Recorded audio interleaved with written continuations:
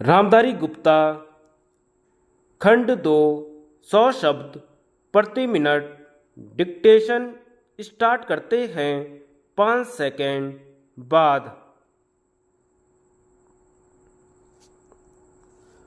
महोदय, कुछ समय बाद जैसे ही समाचार पत्रों में बहुत से लोग काम करने लगे और प्रकाशन कार्य के लिए व्यवसाय यंत्रों की आवश्यकता पड़ी, इस कार्य ने उद्योग का रूप धारण किया।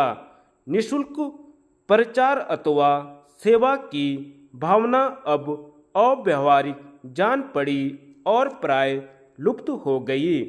समाचार पत्र उद्योग का वह विकास संभवतः स्वाभाविक है और आधुनिक विचारधारा के अनुरूप है। फिर भी यद्यपि पत्रों का प्रकाशन एक उद्योग के रूप में होता है, समाचार पत्र स्व उद्देश्य राष्ट्र सेवा की भावना तथा नैतिक दायित्व से एकदम मुंह नहीं मोड़ सकते। यह भी स्वीकार करना होगा कि इस उद्योग की यथोचित उन्नति के लिए यह आवश्यक है कि दूसरे उद्योगों की भांति यह भी उन सभी साधनों से संपन्न हो जो अन्य उद्योगों ने या तो प्राप्त कर लिए हैं या वे उनकी प्राप्ति के लिए प्रयत्नशील हैं। इसलिए यह सभी के हित में है कि समाचार पत्र उद्योग उन्नत हो और इसका आधार अधिक से अधिक ठोस हो।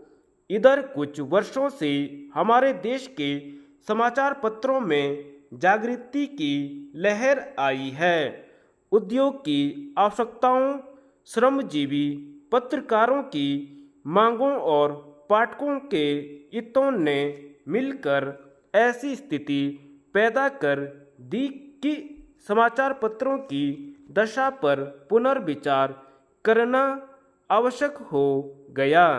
समाचार पत्र आयोग की नियुक्ति, आयोग की सिफारिशों का प्रकाशन और उन सिफारिशों पर सरकार का निर्णय, ये सभी उक्त समस्या को सुलझाने के सम्मिलित प्रयत्न हैं। मैं आशा करता हूं कि इन प्रयत्नों द्वारा समस्या का समाधान हो सकेगा, समाचार पत्र उन्नत होंगे और इस उद्योग में कार्य करने वाले सभी लोगों को संतुष्ट किया जा सकेगा। मैं जानता हूं कि यह सब कहना सरल दिखाई देता है, किंतु व्यवहार में लाना बहुत कठिन होता है। परंतु मुझे सुशिक्षित श्रोताओं से यह कहने की आवश्यकता नहीं कि मानवीय गतिविधि के सभी क्षेत्रों में, चाहे वह राजनीति, उद्योग अथवा प्रशासन का क्षेत्र हो, विभिन्न हितों और विचारों में सहयोग की भावना से राष्ट्र तथा समाज के हितों को सामने रखकर सामंजस्य स्थापित करने का प्रयास आवश्यक है। मैं इतना निराशावादी नहीं कि मैं यह समझूं कि वे लोग जिनके सुझाव बड़ी बड़ी समस्याओं को सुलझाने में सहायक होते हैं, निजी समस्याओं का निपटारा करने में असफल रहेंगे।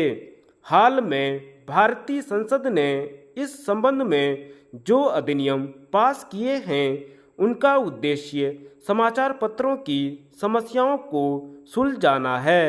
यह कहना आवश्यक होता कि कोई भी अधिनियम, चाहे वह किसी भी क्षेत्र में सुधार के लिए लागू किया जाए, प्रभावपूर्ण रूप से तभी कार्यान्वित हो सकता है जब सभी संबद्ध दल उसे सहयोग की भावना से ही कार्य रूप दें।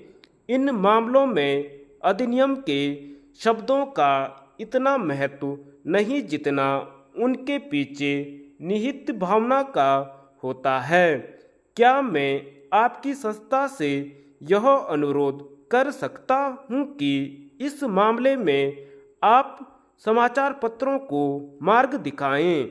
आपकी संस्था निश्चय ही प्रमुख तथा अत्यंत प्रभावशाली समाचार पत्रों की प्रतिनिधि संस्था है। प्राय सभी बड़े समाचार पत्र आपके सदस्य हैं। धन्यवाद।